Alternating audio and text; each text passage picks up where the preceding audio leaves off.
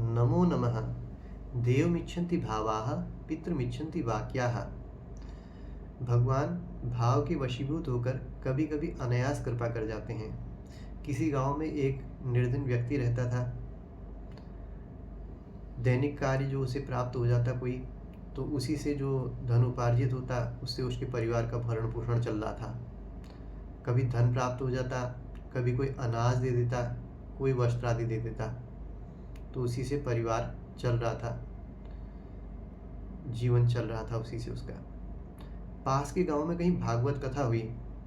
कथा का दूसरा या तीसरा दिन था, तो चर्चा फैली कि वहाँ जो व्यास जी आए हुए हैं बड़े विद्वान व्यक्ति हैं और लोग उन्हें अपने कष्ट बता रहे हैं। कोई किसी मुकदमे में फंसा हुआ है, किसी का विवाह नहीं हो रहा है, कोई किसी आदि व्याधि से घिरा हुआ है, तो वहाँ उन्हें बता रहे हैं कष्ट, और व्यास जी उसके उपाय उन्हें बता रहे हैं। कोई मंत्र दे रहे हैं जपने के लिए, जिससे वो अपने कष्ट से छूट सकें।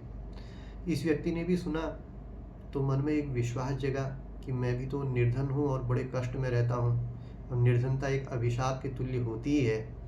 निर्धन व्यक्ति होगा, शीत वात उष्ण कोई भी ऋतु आएगी तो उसमें कष्ट उसे ही होगा। अन्य लोग तो अपने साधन जुटा लेंगे, धन है, वैभव है, तो उससे कष्ट थोड़ा कम होते हैं। अब उसने सोचा कि मैं भी व्यास जी से मिलूं और धन का कोई उपाय पूछूं जिससे मेरे भी कष्ट दूर हों। तो अगले दिन चल दिया, वहाँ भागवत कथा चल रही थी, उसमें बैठ गया। लोग कथा श्रवण कर रहे थे। ये पढ़ा लिखा भी नहीं था, तो कथा कुछ समझ में आ रही थी, कुछ नहीं आ रही थी, लेकिन एक ही प्रतीक्षा थी कि किसी तरह से व्यास जी से मिल जाऊं और व्यास जी से कोई मंत्र ले लूं, जिससे जो है मैं अपने कष्टों से मुक्त हो सकूं। कथा समापन हुई तो व्यास जी उठ करके अपने आवास की ओर को, जो आवास उन्हें दिया था उसकी ओर को जाने लगे। उनके कुछ सेवक भी जा रहे थे, तो दौड़ करके पीछे से ये भी गया कि व्यास जी से मिलूं, व्यास जी को पकड़ूं, किसी तरह से पकड़ता हूँ उन्हें और उनसे पूछता हूँ, कोई मंत्र पूछता हूँ। तो वहाँ पे जो सेवक थे उन्होंने, अरे भाई कौन हो, कहाँ जा रहे हो, देखा, थोड़ा स्थिति देखी उसकी, तो थोड़ा लगा उन्हें कि ये तो पता नहीं कौन व्यक्ति है, क्या जा रहा है। तो बोला उसने कि मुझे व्यास जी से मिलना है भैया, बहुत कष्ट में हूँ, मुझे मिलवा दो, कृपया मुझे मिलवा दो। उन्हें भी दया आई, स्थिति देखी उसकी, तो व्यास जी से कहा, गुरुजी कोई ये मिलना चाह रहा है। उन्होंने कहा हाँ जल्दी जल्दी चलो, बुलाओ बुलाओ, ऐसे करके। तो व्यास जी थोड़ा जल्दी में भी थे, तो पूछा उससे कि क्या बात है भाई, बताओ बताओ क्या बात है। तो बोला, गुरुजी प्रणाम, मुझे जो है निर्धन व्यक्ति हूँ, बहुत कष्ट में हूँ, मुझे कोई मंत्र दे दो। तब व्यास जी ने बोला, इसको क्या मंत्र, क्या क्या करते हो। बोला, मैं तो मजदूरी वगैरह करता हूँ, पढ़ा लिखा हूँ नहीं, तो मजदूरी, मेहनत मजदूरी वगैरह करता हूँ। तो देख के ही लग रहा था कि पढ़ा लिखा अधिक है नहीं, तो व्यवहार कुशल भी उतना नहीं है।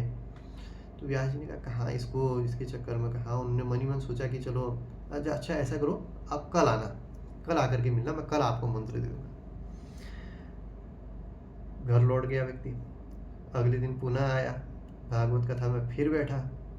लोग कथा श्रवण कर रहे थे, इसकी प्रतीक्षा हो रही थी कि कथा समापन हो और व्यास जी से मिलूं। तो व्यास जी जब कथा समाप्त करके जाने लगे तो देखा कि ये आया हुआ है। उससे कहा, अच्छा अच्छा भैया, मैं देख रहा हूँ अभी तुम्हारे लिए, तुम कल आना, मैं फिर जब कुछ मिल जाएगा तो तब तुम्हें बताऊँगा, अभी कल आ जाना। फिर आया अगले दिन, उसी तरह से करते करते भागवत कथा अपने समापन की ओर को बढ़ने लगी। अब पारायण का दिन था, तो इतना तो इसी भी पता था कि अब पारायण हो रहा है, तो उसके बाद फिर ये व्यास जी महाराज कहीं चले जाएंगे दूसरी जगह, तो फिर इनसे मिलना नहीं हो पाएगा। तो पारायण के बाद व्यास जी के जाने के पूर्व ही उनसे मिला और उनके चरण पकड़ लिए कि अब गुरुजी मुझे अब मत छोड़ो, अब मुझे कोई ना कोई उपाय बता के जाओ, मुझे कोई मंत्र दे करके जाओ। व्यास जी ने भी सोचा, चलो अब क्या कहूँ। उसको कहा, अच्छा ऐसा है, श्री लक्ष्मी पतये नमः, इसको जपना। उसने कहा, कब जपना है ये। तो उन्होंने कहा, व्यास जी महाराज बोले कि इसको ऐसा करना, प्रातः ब्रह्म मुहूर्त में स्नान करना और भगवान का ध्यान करना, उसके बाद इस मंत्र को जपना, और उसी तरह से सायंकाल में गोधूली वेला में इसको जपना। पूरी श्रद्धा से जपना, विश्वास से जपना, लाभ होगा। उसने भी सोचा चलो ठीक है, लेकिन कितनी कितने बार जपना है। अब उन्होंने कहा तुम ऐसा करो, इसको 108 बार सुबह जपो, 108 बार शाम को जपो। बोला कि 108 कितना होता है? अब इतना तो पढ़ा लिखा भी नहीं था, तो व्यास जी हुए इसको कहाँ समझाओ, कैसे समझाओ, 108 की गिनती सिखानी है। अच्छा करो तुम 1 घंटा सुबह जपना और 1 घंटा शाम को जपना। हाँ ठीक है ठीक है, 1 घंटा सुबह 1 घंटा शाम। तो चला गया, वापस लौट गया अपने घर को। अब सायंकाल में अपने घर में पहुंचा था, तो स्नान वगैरह किया, आसन अपना झाड़ करके आसनबद्ध हुआ, श्रद्धा से भगवान का स्मरण किया और मंत्र श्री लक्ष्मणीय मयः, श्री लक्ष्मणीय मयः, यही याद रहा। जो व्यास जी बता के गए थे, शिक्षित नहीं था तो मंत्र भी विकृत हो गया, लेकिन एक ही चीज़ थी उसके पास, भाव था। तो उस भाव से श्री लक्ष्मणीय मयः, श्री लक्ष्मणीय मयः यही जपने लगा। अब उसका जप का प्रभाव था, मंत्र तो विकृत हो गया था, लेकिन भाव ऐसा था कि उस भाव से भगवान के घर तक, वैकुंठ तक पहुंच गया उसका भाव। तो परम प्रेम भरेण नटंतम, परमात्मा प्रेम के वशीभूत होकर के नाचने लगते हैं। तो वहाँ भगवान विष्णु का हृदय उद्वेलित होने लग गया, लक्ष्मी जी का वास उनके हृदय में, उन्हें भी लग रहा है कि प्रभु को ये क्या हो रहा है। तो लक्ष्मी माता सोचने लगी कि क्या हुआ है, कि किस लिए प्रभु के भाव कुछ परिवर्तित हो रहे हैं, कुछ उन्हें लगा ऐसा कि प्रभु को कुछ असहज सा लग रहा है। तो वो लक्ष्मी माता वहाँ से उठ करके देखने लगी कि क्या ऐसी बात है।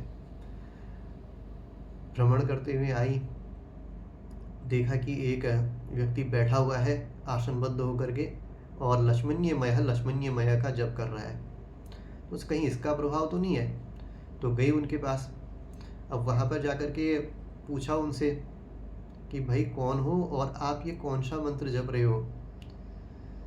वो ओम लक्ष्मणीय मयः अपने जप में लगा रहा। लक्ष्मी माता ने दोबारा पुकारा, आप कौन हैं और कौन सा मंत्र जप रहे हैं? लक्ष्मणीय मयः। माता लक्ष्मी ने तीसरी बार पूछा, आपसे पूछ रही हूँ, बताओ कौन हो और कौन सा मंत्र जप रहे हो। वो हाथ से इशारा करते हैं कि डिस्टर्ब मत करो मुझे, रुको, 1 घंटा पूरा होने दो। लक्ष्मणीय मयः। माता लक्ष्मी ने गर्जना करते हुए पूछा कि बताओ तुम कौन सा मंत्र जप रहे हो। अब इस व्यक्ति को भी आया क्रोध और एकदम से बोला कि तेरे पति का जाप कर रहा हूं। लक्ष्मी माता ने कहा ये तो बड़ा सुंदर है कि लक्ष्मी पति नमः कहने के चेष्टा कर रहा है, कह नहीं पा रहा है, लेकिन भाव पूरे हैं। तो लक्ष्मी माता की कृपा हो गई। तो जैसे कनक धारा स्तोत्र से कनक वर्षा करती हैं, लक्ष्मी माता वहाँ धन वर्षा करके चली गई। तो उसी तरह से भगवान विष्णु की कृपा प्राप्त हुई। श्री लक्ष्मी पतिये नमः उसने कहना था, लक्ष्मणीय मयः भाव तो लक्ष्मी पतिये नमः था। परम प्रेम भरेण नर्तनतम, भगवान नृत्य करते हुए वहाँ पर प्रकट हो गए और उसके घर में वास करने लग गए। हर प्रकार के कष्टों से मुक्त हो गया। तो अनायास प्रभु कृपा हो गई, उसको कोई उपाय नहीं करना पड़ा, केवल भाव। लेकिन यहाँ पर एक स्थिति आती है कि भाव में, अब मैं भाव की बात कर रहा हूँ तो भाव में भाव है, भाव से भजन होगा। जो शास्त्रीय कर्म होंगे पूजन आदि, वहाँ पर भाव के साथ साथ शास्त्रीय नियम, श्रद्धा के साथ साथ शास्त्रीय नियमों की आवश्यकता होती है। यहाँ पर तो भाव ही आवश्यक था, क्योंकि भजन भगवान के नाम का जप कर रहे हैं, भजन कर रहे हैं, तो भाव से काम चल जाएगा। लेकिन जो पूजन होगा वो कर्मकांडी पद्धति से शास्त्रीय नियमों के आधार पर होता है। भगवान भाव के भूखे हैं, केवल पूजा पाठ के नहीं है। नमो नमः।